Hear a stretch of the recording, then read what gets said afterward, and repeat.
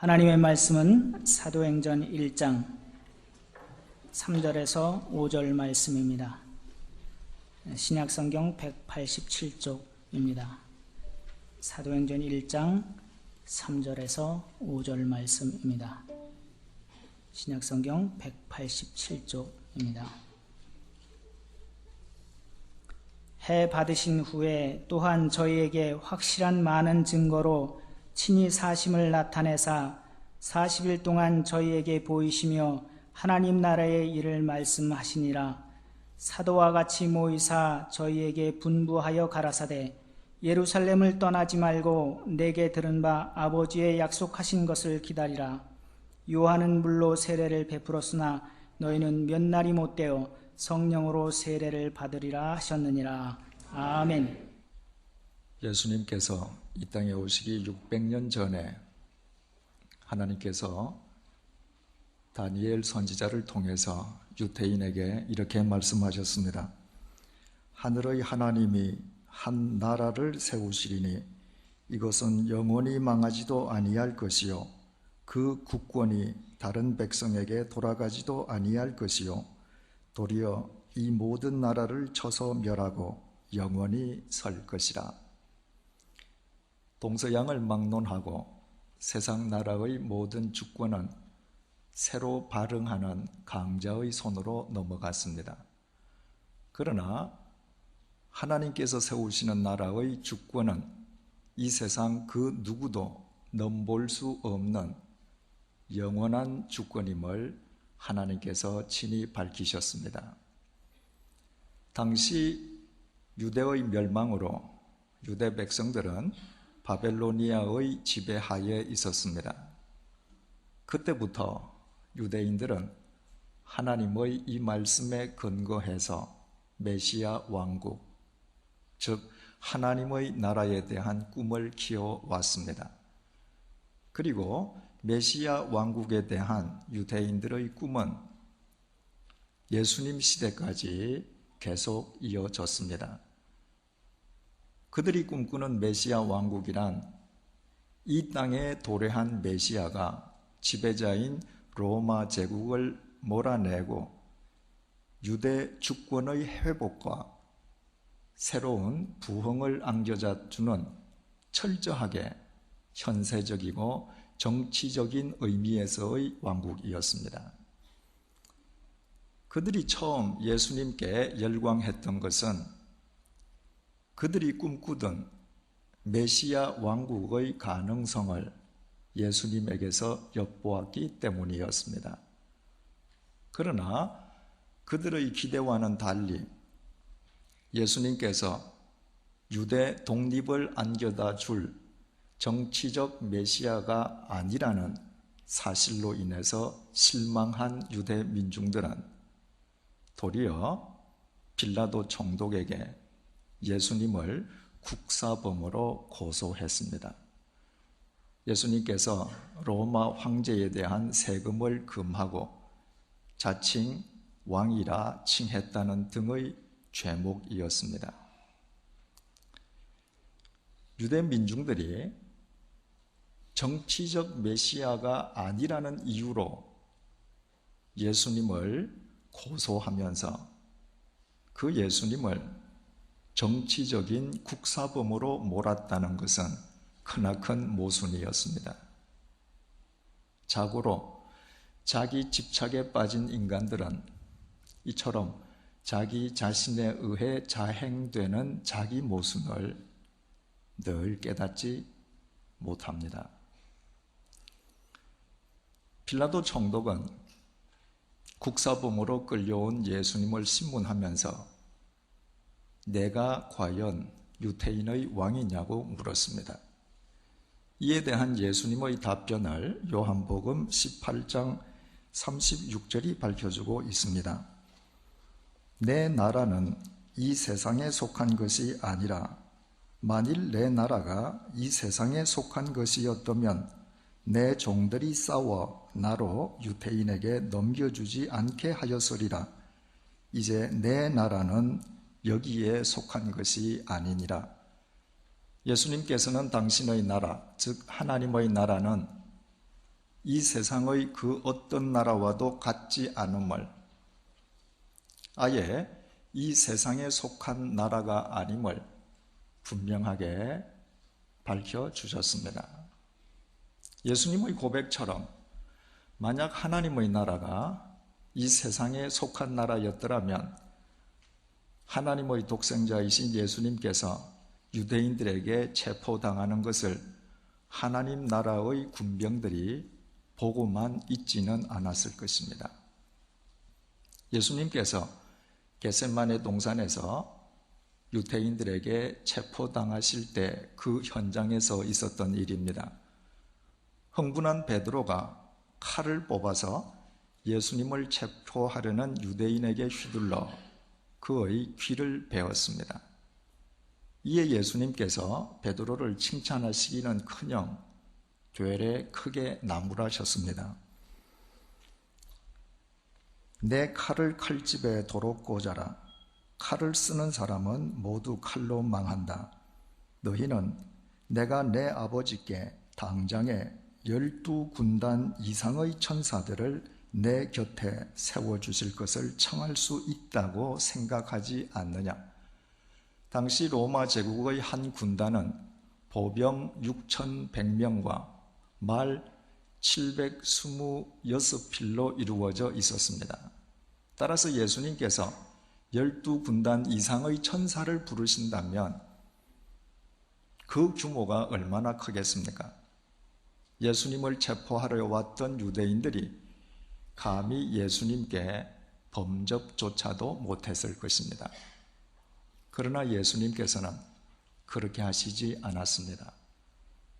하나님의 나라는 칼로 대변되는 권력을 믿다가 권력 때문에 망하는 세상에 속한 나라가 아니었기 때문입니다.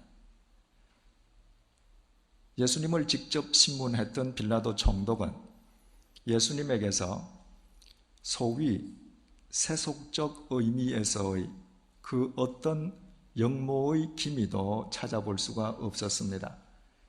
예수님이 말한 나라는 세속적 권력을 지향하는 나라가 아님을 본인이 분명히 알았기 때문입니다. 빌라도 총독은 2번씩이나 유대 민중에게 예수님의 무죄를 선언했지만 유대 민중은 반역자를 방면한다면 그것은 로마 황제에 대한 반역이라고 빌라도 총독을 압박했습니다. 예수님을 그냥 석방한다면 빌라도 총독을 반역자의 동조자로 로마 황제에게 고소하겠다는 위협이었습니다. 결국 유대 민중의 협박에 굴복한 빌라도 총독은 예수님께 사형을 선고했고 예수님께서는 십자가에 못 박히셔서 돌아가셨습니다. 그러나 그것은 끝이 아니었습니다. 오늘 본문 3절의 증언입니다. 해 받으신 후에 또한 저희에게 확실한 많은 증거로 친히 사심을 나타내사 40일 동안 저희에게 보이시며 하나님 나라의 일을 말씀하시니라. 해를 당하신 지 사흘째 되는 날 죽은 자 가운데서 다시 살아나신 예수님께서는 40일 동안 더 이 땅에 머무시면서 사랑하는 제자들에게 하나님 나라에 관해 가르쳐 주셨습니다. 하나님 나라에 대한 유대 민중의 오해로 인해 국사범으로 몰려 처형당하셨던 주님의 관심은 부활 이후에도 오직 하나님의 나라였습니다. 예수님께서 이 땅에 오셨던 목적이 하나님의 나라를 전하시는 것이었기 때문입니다. 이 땅에 오셨던 예수님께서 인간에게 최초로 행하셨던 설교 메시지의 내용이 마가복음 1장 15절에 기록되어 있습니다. 때가 찼고 하나님의 나라가 가까웠으니 회개하고 복음을 믿어라. 하나님의 나라가 얼마나 중요하면 예수님께서 이 땅에 오셔서 첫 번째 행하신 설교의 메시지가 하나님의 나라였겠습니까? 그런가 하면 주님께서 우리에게 가르쳐 주신 모범 기도문 역시 이렇게 시작되고 있습니다. 하늘에 계신 우리 아버지여, 이름이 거룩히 여김을 받으시오며 나라의 임하옵시며 뜻이 하늘에서 이룬 것 같이 땅에서도 이루어지이다. 하나님의 나라는 우리가 죽은 뒤에나 가는 곳이 아니라 이 땅에서부터 일구어 가는 것이요, 바로 그것이 우리 신앙과 기도의 목표가 되어야 함을 주님께서는 주님의 기도를 통해서 우리에게 분명히 일깨워 주신 것입니다. 바로 이것이 누가가 교회의 역사와 사도의 행적을 밝혀주는 사도행전의 벽두에서 하나님의 나라를 강조하는 것으로 사도행전의 내용을 본격적으로 전개하고 있는 이유입니다. 교회의 궁극적인 목적은 죽은 자 가운데서 다시 살아나신 예수 그리스도 안에서 하나님의 나라를 일구고 전하는 데 있고, 바로 그것이 주님께로부터 부름받은 사도들의 의무이기 때문입니다. 이 세상의 나라는 영토, 국민, 주권을 필수적인 요건으로 삼고 있습니다. 이 세 가지 요건 중 그 어느 것이 빠져도 나라를 이룰 수는 없습니다. 그렇다면 하나님 나라의 영토는 대체 어디에 있는 것입니까? 언제, 어디로 가야 하나님 나라에 입국할 수 있는 것입니까? 2000년 전에 바리새인들이 똑같은 질문을 주님께 제기했을 때 주님께서 주셨던 답변을 누가는 누가복음 17장에서 이렇게 기록했습니다. 하나님의 나라는 볼 수 있게 임하는 것이 아니요 또 여기 있다 저기 있다고도 못하리니 하나님의 나라는 너희 안에 있느니라. 하나님의 나라는 이 세상의 영토를, 땅을 필요로 하지 않습니다. 하나님의 나라가 임하는 영토는 우리 각자의 심령이기 때문입니다. 그리고 그 조건도 대단히 간단합니다. 인간의 인생에 대한, 인류 역사에 대한, 우주 만물의 섭리에 대한 하나님의 절대 주권을 인정하는 것입니다. 하나님의 그 주권을 인정하는 자라면 그가 누구이든 상관없이 그의 심령 속에는 하나님의 나라가 임하게 됩니다.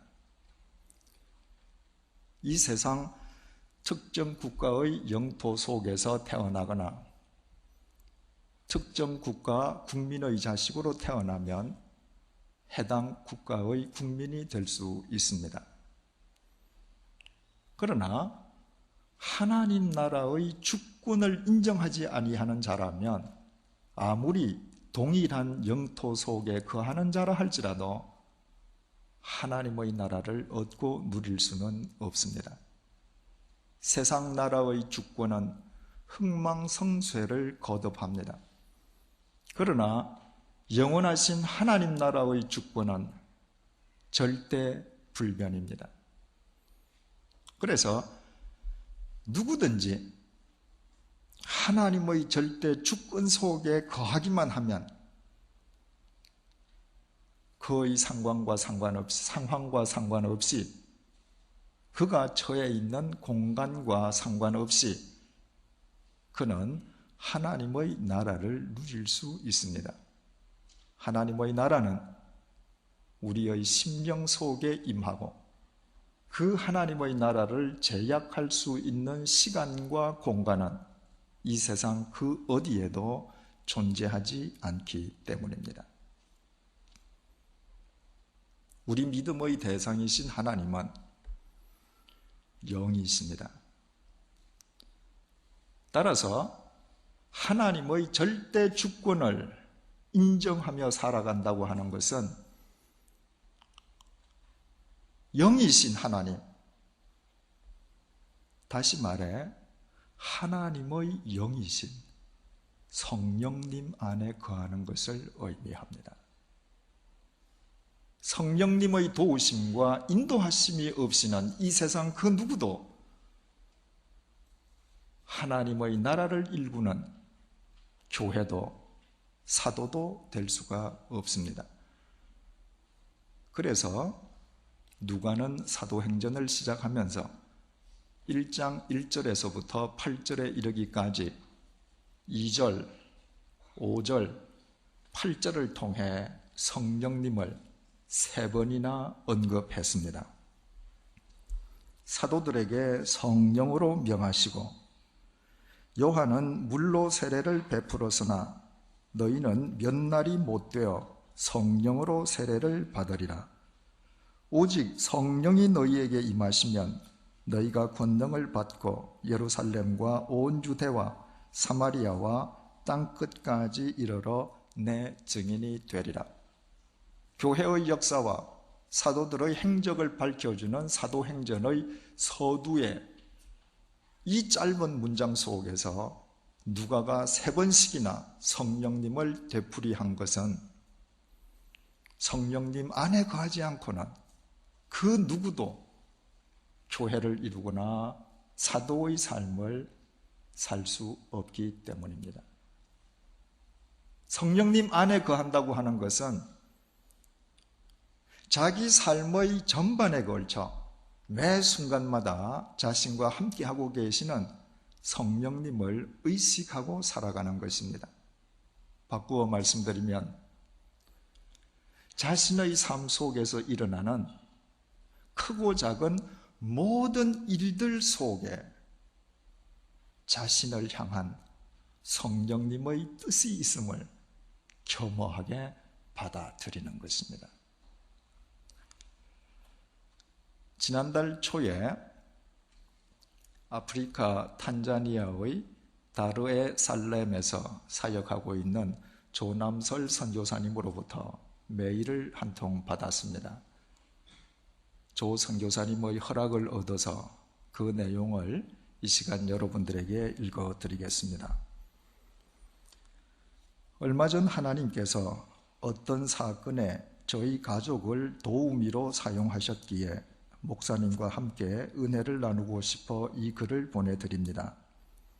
지난달 다르에 살람 항에 선교 선박 둘로스호가 정박하여 3주 정도 머물다 갔습니다. 그래서 저희 가족도 말로만 듣던 둘로스호를 둘러볼 기회를 갖게 되었습니다. 둘로스호를 방문하기 전날 딸 혜연이의 후배인 바울이 우리 집에 놀러 왔습니다.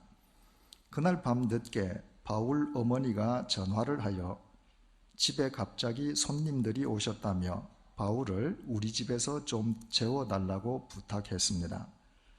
우리 집에서 잠을 잔 바울은 이튿날 둘로스호 방문에도 우리 가족과 동행하게 되었습니다. 둘로스호 내부를 둘러보고 그곳에서 헌신하고 있는 한국인 형제 자매들을 만나보고 막 떠나려는 즈음 바울 어머니의 전화를 받았습니다.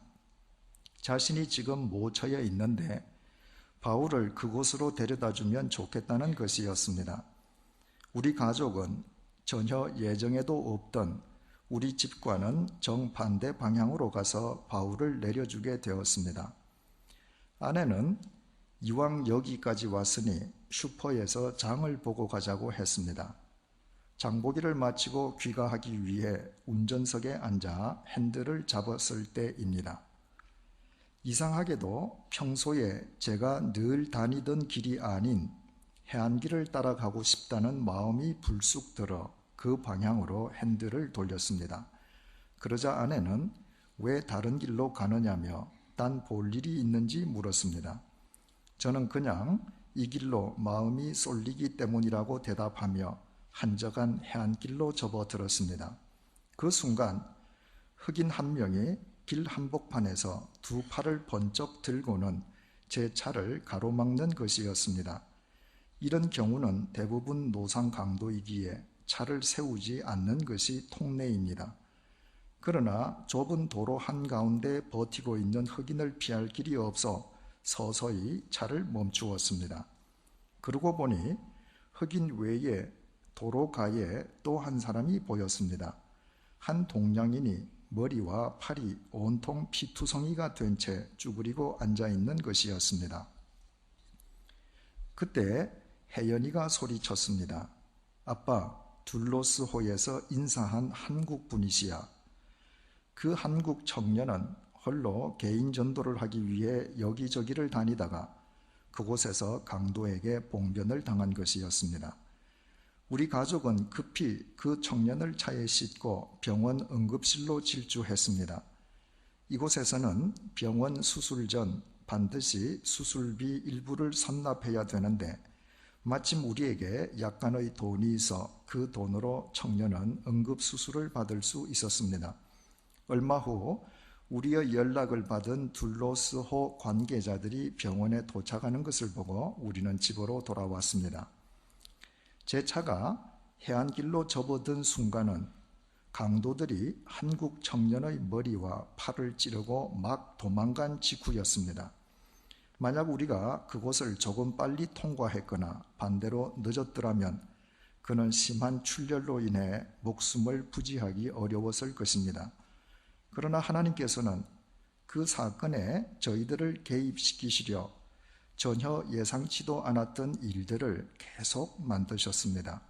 느닷없는 바울의 방문, 바울을 우리 집에 재워달라 하고 이튿날엔 엉뚱한 곳으로 바울을 데려다 달라던 바울 어머니의 부탁, 예정에도 없던 아내의 장보기, 갑자기 해안도로를 따라가고 싶었던 제 마음, 자동차의 속력과 신호등까지 생각하면 할수록 하나님의 오묘하신 역사와 완벽한 타이밍에 전율하지 않을 수가 없습니다. 강도의 칼에 찔려 머리 뒷부분이 찢어지고 왼쪽 팔목 힘줄 4개가 끊어졌던 그 청년은 수술 후 일주일 만에 퇴원하였습니다. 다행히 뇌는 전혀 손상되지 않았고 팔도 몇 주 후면 완전 회복될 수 있다고 했습니다. 그는 전화를 통해 이번 사건으로 절묘하신 하나님의 은혜를 체험했다면서 다르에살람에서 다른 사람은 상상치도 못한 큰 간증과 은혜를 누리고 간다며 기뻐했습니다. 이 사건을 통하여 저 개인적으로는 자동차의 속력과 신호등의 시간마저도 성령님께서 주관하심을 새삼스레 깨달았기에 조급함이나 서두름이 없이 삶의 여유를 지니게 되었습니다. 조남설 선교사님이 해안길에서 피투성이가 된 한국 청년을 구출해낼 수 있었던 것을 우연의 일치라고 치부해버릴 수도 있습니다. 그러나 조 선교사님은 그러지 않았습니다. 전날 밤부터 자기 삶 속에서 연이어 일어났던 모든 일들, 심지어는 자동차의 속력과 신호등의 길이마저도 성령님의 역사로 받아들였습니다. 성령님 안에 거한다는 것은 이런 것입니다. 자기 삶에서 일어나는 모든 일들을 성령님의 역사로 받아들이는 것입니다. 조 선교사님이 이처럼 자신의 삶 속에서 치밀하게 당신의 역사를 이루어 가시는 성령님을 매 순간 의식하고 살아가는 한 그분의 심령 속에 어찌 하나님의 나라가 흥왕하지 않겠습니까? 그분의 고백처럼 삶의 여유를 누리면 말할 것도 없고 성령님 안에서 매일 엮어지고 있는 자신의 삶 자체가 기적 덩어리로 받아들여지지 않겠습니까? 혹 누군가가 이런 질문을 제기할 수 있습니다. 성령님께서 정말 그처럼 우리 각자의 삶을 주관하신다면 왜 시간을 좀 더 정확하게 조절하셔서 아예 그 한국 청년이 강도의 습격을 받지 않도록 해 주시지는 않았느냐고 말입니다. 전능하신 하나님의 영이신 성령님께서는 물론 그렇게 하실 수도 있습니다. 그러나 성령님께서 그렇게 하셨더라면 그 한국 청년은 성령님께서 자신의 위험을 막아주셨음을 전혀 인식도 못하고 살아갈 것입니다. 그러나 강도의 습격으로 자신의 목숨이 경각에 달린 그 위급한 순간으로부터 자기를 구원해내시기 위해 성령님께서 그 전날 밤부터 치밀하게 역사하셨음을 그는 현장에서 확인할 수 있었습니다. 그렇다면 그 청년에게 어느 쪽이 유익합니까? 자신이 인식하지도 못하는 가운데에 성령님에 의해서 위험을 모면하는 것입니까? 아니면 강도의 습격으로 인해 신비로운 성령님의 실제를 자신의 삶으로 확인하는 것입니까? 두말할 것도 없이 후자입니다.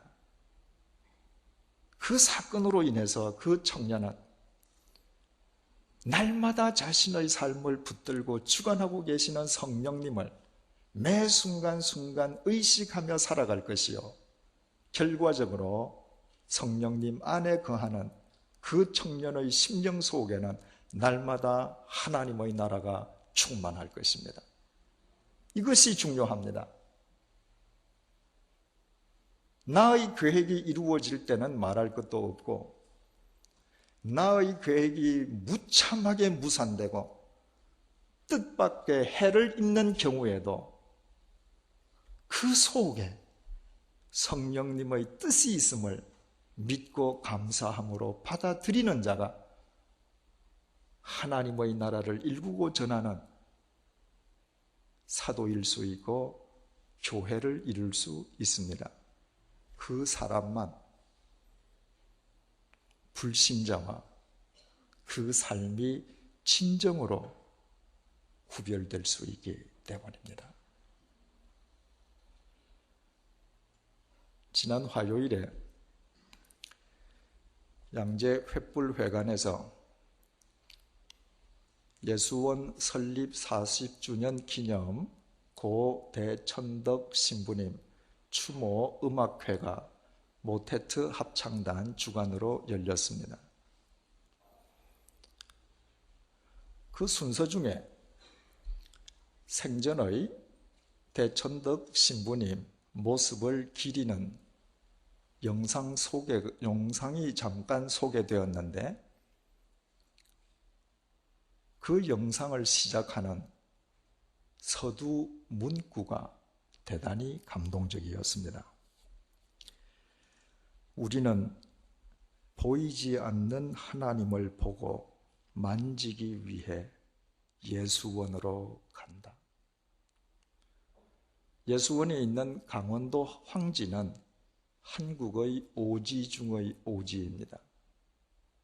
그런데 지난 40년간 수없이 많은 사람들이 그 산골짜기를 찾아갔습니다. 아마 이 자리에도 그곳에 다녀오신 분들이 수없이 많을 것입니다. 이유는 단 한 가지였습니다. 보이지 않는 하나님을 보고 만지기 위함이었습니다. 어떻게 한국의 오지 그 산골짜기 속에서 그런 일이 가능할 수 있습니까?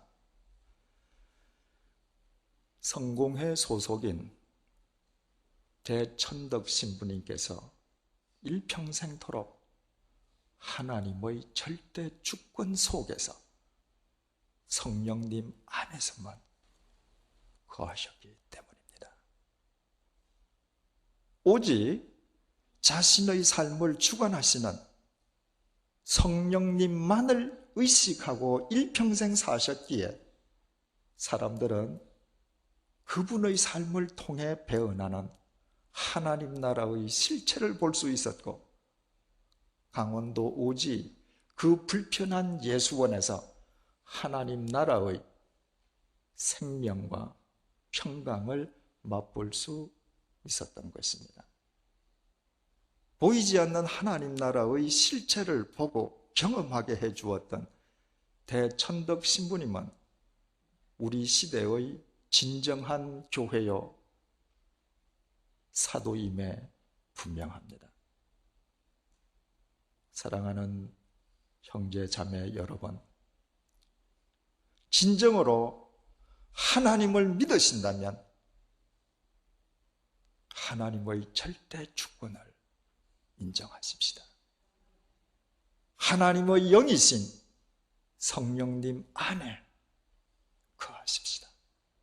매일매일 삶의 전반에 걸쳐 우리의 삶을 주관하고 계시는 성령님을 의식하며 살아가십시다. 자동차가 지체되고 신호등의 길이 속에서도 성공과 기쁨뿐 아니라 실패와 고통 속에서도 나를 위한 성령님의 역사가 있음을 겸허하게 받아들이십시다. 그때 우리의 삶을 통해 하나님의 나라가 이 세상에 배어날 것이요, 우리는 이 시대를 정화하는 우리 시대의 진정한 교회와 사도로 이 혼탁한 도심 속의 예수원으로 살아갈 수 있을 것입니다. 기도하시겠습니다. 우리에게 하나님의 나라를 주시기 위해 이 땅에 오셨고 부활하신 후에도 하나님의 나라를 거듭 가르쳐 주신 주님, 우리 속에 하나님의 나라가 임해 있지 않다면 설령 우리에게 억만금이 있다 한들 우리는 고작 내일의 시체에 지나지 않음을 깨닫게 해 주심을 감사드립니다. 비록 우리에게 지는 지닌 것이 없을지라도 우리 속에 하나님의 나라가 임해 있다면 우리가 어느 곳에 있든 바로 그곳이 에덴 동산임을 알게 해 주심도 감사드립니다. 우리의 행복은 우리 외부의 조건이나 상황에 달린 것이 아니라 우리 심령이 하나님의 나라를 누리고 있는지의 여부로 가려짐을 일평생 잊지 않도록 도와주십시오. 나의 생사화복과 인류의 역사와 우주 만물을 주관하시는 하나님의 절대 주권을 믿습니다. 절대 주권자이신 하나님의 영 성령님께 나의 삶을 온전히 의탁합니다. 나의 삶 속에 일어나는 모든 일들이 나를 위한 성령의 역사임을 믿습니다. 성령님에 의해 엮어지고 있는 우리의 삶 자체가 기적 덩어리임도 믿습니다. 우리 모두 성령님의 인도하심 속에서 하나님의 나라를 누리고 전하는 이 시대의 교회와 사도로 도심 속의 예수원으로 살아가는 기쁨을 날마다 누리게 도와주십시오. 예수님의 이름으로 기도드립니다. 아멘.